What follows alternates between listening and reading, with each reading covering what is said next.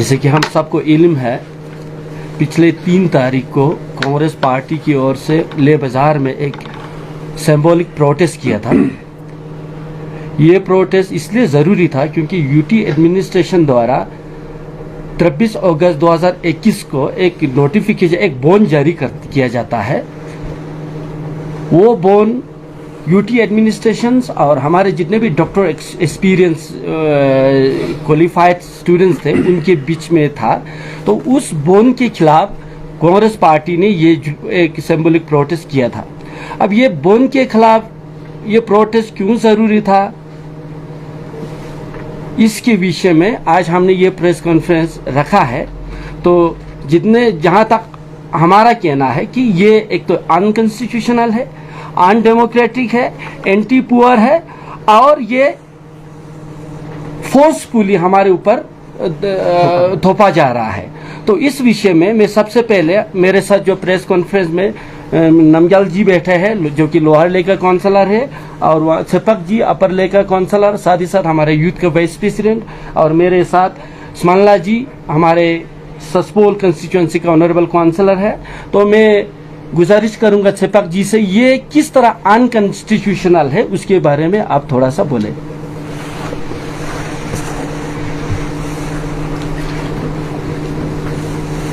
भारत का संविधान जो हमें बहुत सारे अधिकार देते हैं, जैसे कि हमारे प्रधानमंत्री हाल ही में संसद में ये बोल रहे थे कि Bharat, India is mother of democracy, और डेमोक्रेसी में डिस्कशन बहुत मायने रखता है, ये हमारे प्रधानमंत्री बोल रहे थे। और लोकतंत्र में खासकर डिस्कशन तो बहुत ही ज्यादा मायने रखते हैं, और हमारा संविधान ये हमें हक देता है कि हर चीज पे हमारा डिस्कशन हो। ये जो सर्विस बॉन्ड अभी निकाला गया था उस पे किसी भी प्रकार का कोई भी डिस्कशन नहीं हुआ। हमारा संविधान हमें बोलता है अनुच्छेद 14 में कि कोई भी कानून जो है एक जस्ट, इक्वालिटी और रीजनेबिलिटी पे होना चाहिए। हमें ये देखने की जरूरत है कि ये मेडिकल सर्विस बॉन्ड जो है वो कितना रीजनेबल है। एक स्टूडेंट को अगर मेडिकल फैसिलिटी, मेडिकल स्कूल में एडमिशन लेना है तो सबसे पहले उसको एक बॉन्ड साइन करना पड़ेगा, जिसमें यह लिखा होगा कि अगर वो किसी भी वजह से, चाहे वो पढ़ाई अच्छे से नहीं कर पाता है, या उसकी सेहत ठीक नहीं रहती है, या उसके घर पे कोई प्रॉब्लम होता है, कोई मुश्किलात होती है जिसकी वजह से वो पढ़ाई पूरी नहीं कर पाता है, तो उसको 50 लाख देने पड़ेंगे, 25 जिसका 50% करके 25 देना पड़ेगा, लेकिन बॉन्ड 50 लाख का साइन होगा। ये कहां का रीजनेबल है? जिस हक के लिए हम लद्दाखियों ने सड़क पे निकल के, पुलिस के डंडे खा के हमने एक स्ट्रगल किया था, हमने यूटी का स्ट्रगल किया था, और साथ में हम शेड्यूल ट्राइब के लिए लड़ रहे थे और हमें शेड्यूल ट्राइब मिला था। जिस हक को हमें लद्दाख के निवासियों को भारत का संविधान हमें प्रदान करता है, उस पे अभी एडमिनिस्ट्रेशन उस पे रौंद रही है। ये हक हमें हमारा संविधान देता है। जिस हक के लिए हम लड़के आए हैं वो हमें हमारा भारत का संविधान हमें देता है। ये हमारा हक है, लद्दाखियों का हक है, जो हम लड़ के सड़क पे निकल के हम लोगों ने पाया है। हम जनता के प्रतिनिधि हैं, हम जनता का जनादेश लेके आए हैं, और लोकतंत्र में जनता का जनादेश ही सर्वप्रथम है। आप ये सोचिए, ये पूछिए कि जनता के किसी भी प्रतिनिधि से आपने क्या इस बारे में बात की? भारत का संविधान सर्वप्रथम है, ये याद रखिए। और अनुच्छेद 21 हमें राइट टू लाइफ प्रदान करता है। अगर कोई भी स्टूडेंट ये एमबीबीएस स्टडी करते हुए 5 साल में, हम सबको पता है कि एमबीबीएस का स्टडी कितना मुश्किल है, कितना स्ट्रेस होता है उसमें। क्या उस स्ट्रेस को लेके वो स्टूडेंट पढ़ाई कर पाएगा? एक बॉन्ड का तलवार उसके सर पे 5 साल लटकता रहेगा, उसके दिमाग पे ये स्ट्रेस, ये प्रेशर हमेशा रहेगा कि क्या मैं ये पढ़ाई कर पाऊंगा? अगर नहीं कर पाया तो क्या होगा, उसके साथ क्या होगा, उसके घर वालों के साथ क्या होगा? ये पैसे जो बॉन्ड में जो साइन किया हुआ वो कैसे वो अदा कर पाएगा? जमीन ले जाएंगे, अगर अदा नहीं कर पाया तो जमीन ले जाएंगे, संपत्ति जब्त, या लोन लेना पड़ेगा, जो भी है। बहुत बड़ा स्ट्रेस है। और खुदा ना खास्ता इस पे अगर किसी ने कुछ दुष्कर्म कर लिया या कुछ सुसाइड टाइप कुछ कर दिया, हमें कॉन्स्टिट्यूशनल अमेंडमेंट एक्ट 1991 जिसके तहत हम लद्दाखियों को शेड्यूल्ड ट्राइब मिला हुआ है, ये हमारा हक है। और अगर आप कोई कानून लाते हैं लद्दाखियों के ऊपर, तो पहले लोगों से बात कीजिए, जनता के प्रतिनिधि से बात कीजिए, सीसी से बात कीजिए, क्योंकि यहां पे अभी इलेक्टेड बॉडी सिर्फ लद्दाख ऑटोनोमस हिल डेवलपमेंट काउंसिल है, और अभी तक लद्दाख हिल डेवलपमेंट काउंसिल को इस बारे में कुछ नहीं पता चला है। कानूनन एक चीज कहते हैं कि justice must not just be done, it should appear to be done. अगर आप कोई कानून ला रहे हैं, आपको लगता है कि ये एक जस्ट कानून है, तो लोगों को भी लगना चाहिए कि ये हाँ अच्छा कानून है, ये लोगों के भले के लिए किया गया है, जो कि अभी तक किसी को नहीं लग रहा। सबको लग रहा है कि ये कानून ऑटोक्रेटिक है, ये बिना किसी से पूछे हुए ये आप एक कानून लेके आए हैं। बाकी दूसरे विषयों पे लोअरली काउंसिलर अचुनम गिल बोलेंगे। शुक्रिया। मैं जो हमारे माननीय काउंसिल के सदस्य मेरे साथी सपक जी ने जो कहा, उस पर मैं अपना 2-4 में विचार इसके ऊपर मैं आपके सामने रखना चाहूँगा। सबसे जो बड़ी बात, ये जो कानून लाया नहीं गया, थोपा गया है, ये लद्दाख की जनता के ऊपर, आने वाले हमारे युवाओं के ऊपर, जो हमारे अनएम्प्लॉयड यूथ है, जिनका मंशा है कि मैं आगे जाके स्वास्थ्य के क्षेत्र में जाऊं और मैं एक डॉक्टर, एक कामयाब डॉक्टर बन के लद्दाख में आऊं, उनके ऊपर एक एक काला कानून थोपा गया है। हमने 3 कृषि काला कानून देखा। हमारे अन्नदाताओं ने 1 साल से ज्यादा उसके ऊपर करके उनको वापस लेना पड़ा। ठीक उसी तरह ये जो काला कानून स्वास्थ्य के क्षेत्र में जो मौजूदा शासन ने, जो हमारे यूटी प्रशासन ने जो लाया है 23 अगस्त 2021 को, ये इसका हम विरोध करते हैं। और ये किसी भी लिहाज से जो भी इसके अंदर बातें कही गई है, जो भी इसके अंदर तथ्य आपने रखे हैं, जिसके कारण, जिसको लेकर एक आपने जो रास्ता इसके अंदर जो नापा गया है, जिस रास्ते पे चलकर हमारे बच्चे मेडिकल डॉक्टर बनेंगे, फिजिशियन बनेंगे, सर्जन बनेंगे, डेंटल सर्जन बनेंगे, उनके ऊपर जो आपने कानून जो लाया है, जो नया कानून जो हमें देखने को मिला, इसके हम विरोध में हैं। इसके हम कड़ी से कड़ी शब्दों में इसकी निंदा करते हैं। जो ऑनरेबल काउंसिलर सपक जी ने कहा, ये पूरी तरह असंवैधानिक है। मैं पूछना चाहता हूं आपके माध्यम से प्रदेश की सरकार को, चुने हुए जो हमारे जो चुप्पी साधी हुई हमारे बीजेपी का जो यहां पर हमारे लोग हैं, बातें तो बड़े करते हैं आप लोग, इस तरह के कामों में आप चुप्पी साधी हुए हैं, ये आपको शर्म आना चाहिए। इसके ऊपर आप लोगों से मैं पूछना चाहता हूं, क्या आपसे संवाद हुआ? क्या स्वास्थ्य सचिव ने माननीय उपराज्यपाल के नेतृत्व में जो यहां पर शासन चल रहा है, जहां पर एक इंतजाम किया गया है यूटी प्रदेश लद्दाख के अंदर, क्या इस ऑर्डर को लेकर क्या हमारे काउंसिल से राब्ता किया? मैं आपके माध्यम से हमारे ऑनरेबल सीसी से पूछना चाहता हूं, ताशी जी से। ताशी जी, आप बताएं, ये ऑर्डर निकलने से पहले क्या आप उनके साथ बैठकर, स्वास्थ्य सचिव के साथ बैठकर, क्या इस जो निर्णय हुआ, ये जो ऑर्डर आपने निकाला, इसके ऊपर आपने अपना सहमति जताया, आपने हस्ताक्षर किया उसके ऊपर, आपने हाँ में हाँ मिलाया?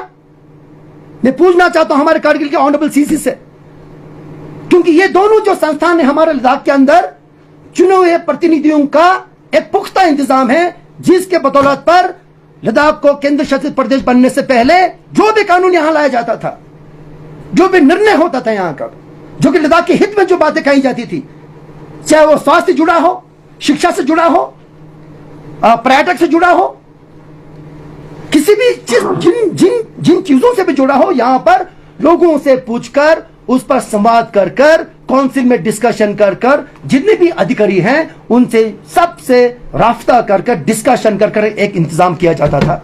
ऐसा सिलसिला था लद्दाख के अंदर, और जिसके बावजूद, जिसके ऊपर खड़े होकर आज लद्दाख एक तरक्की के रास्ते पे चला। हम पूछना चाहते हैं हमारे ऑनरेबल संसद सदस्य से, जम्यान जी से पूछना चाहिए, जम्यान जी आपसे क्या पूछा गया? ये जो स्वास्थ्य के क्षेत्र में जो कानून लाया गया, जिसके चलते हमारे बच्चे डरे हुए हैं,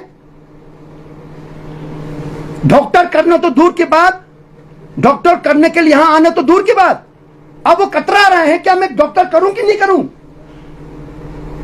बात सिर्फ 50 लाख को कागज पे साइन करने की नहीं है, इस बात को समझे आप प्लीज। सचिव जी ने कहा नहीं, आपको पैसा देना नहीं पड़ेगा, आप गलत बोल रहे हैं, आपको तो खाली साइन करना पड़ेगा, एक कागज पे साइन कीजिए, पैसा कहां मांग रहे हैं आप?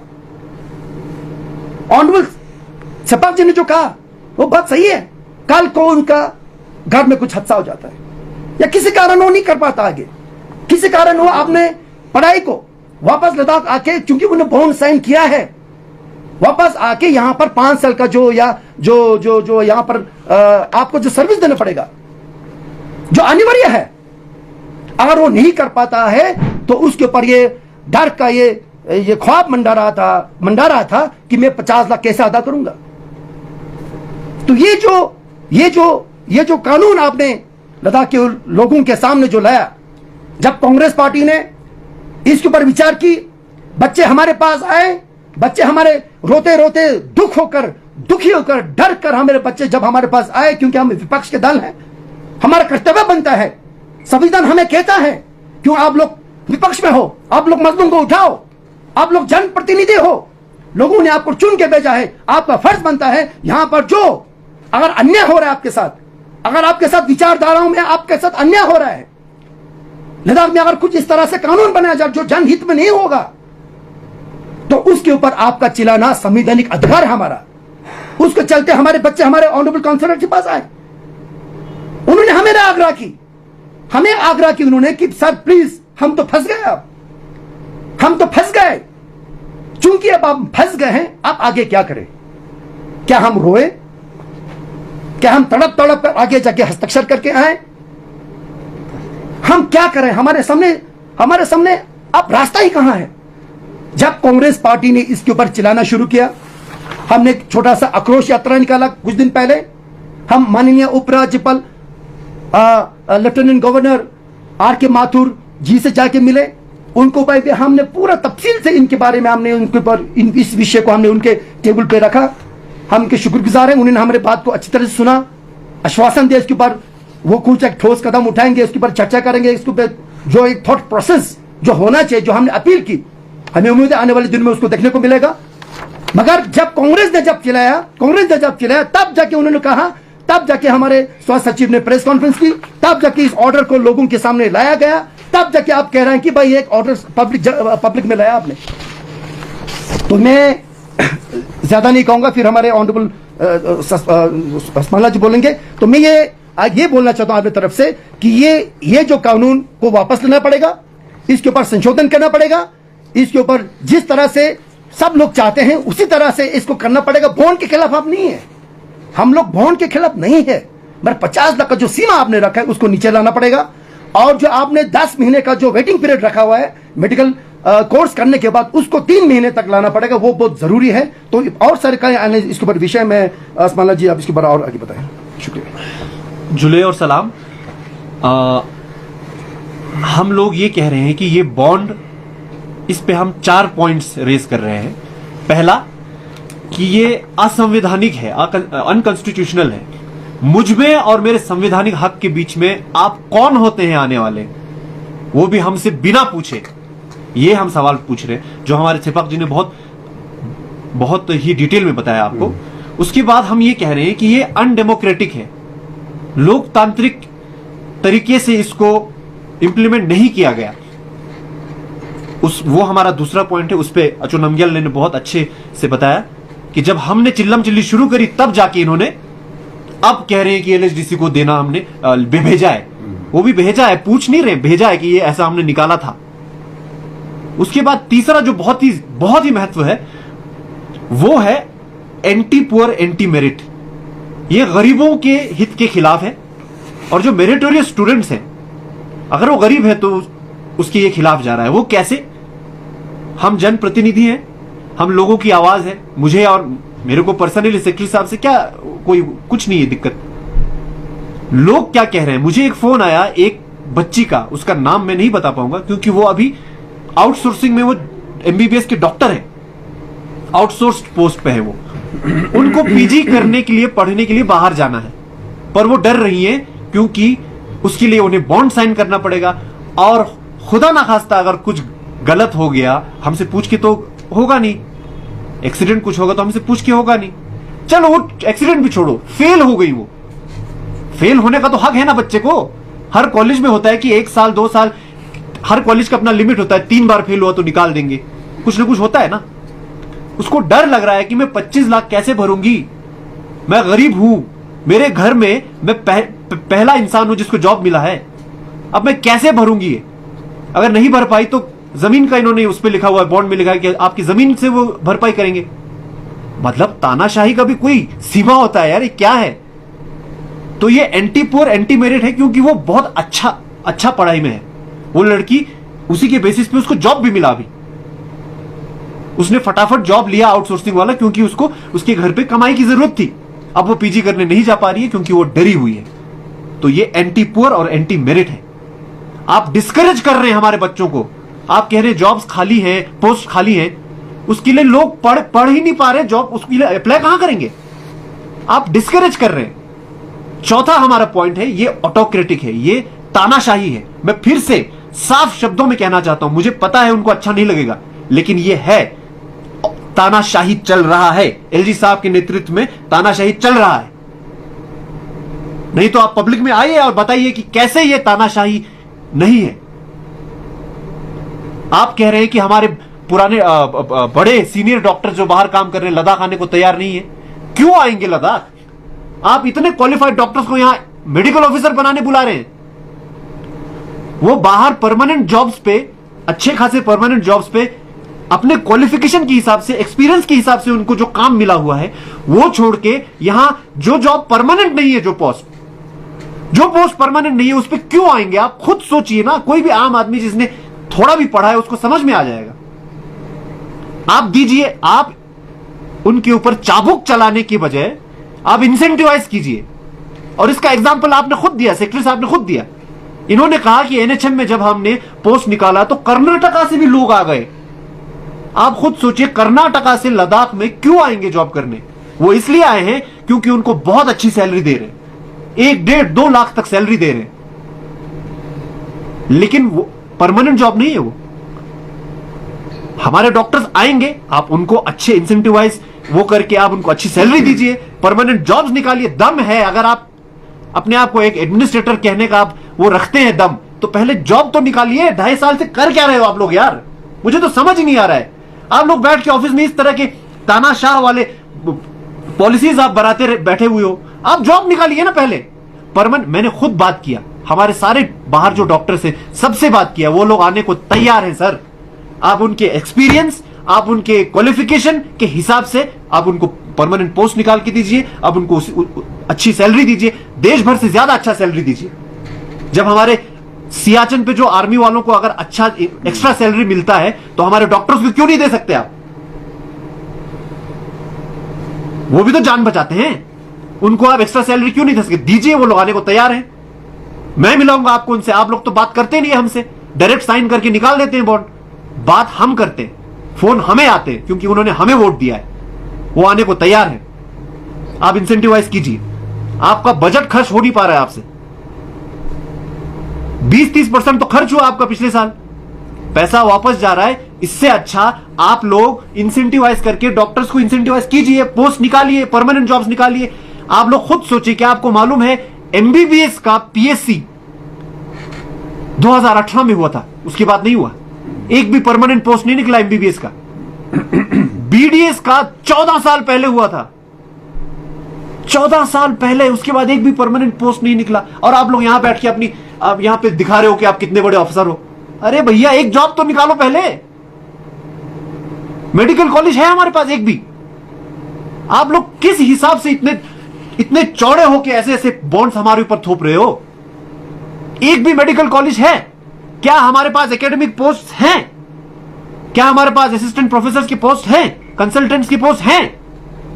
पोस्ट आपके पास एक नहीं है, मेडिकल कॉलेज एक नहीं है, और अब यहां हमारे ऊपर थोप रहे हो इस तरह के बॉन्ड्स। खुद थोड़ा सा शीशे के सामने जाके देखिए कि आप क्या कर रहे हो, सोचिए थोड़ा सा।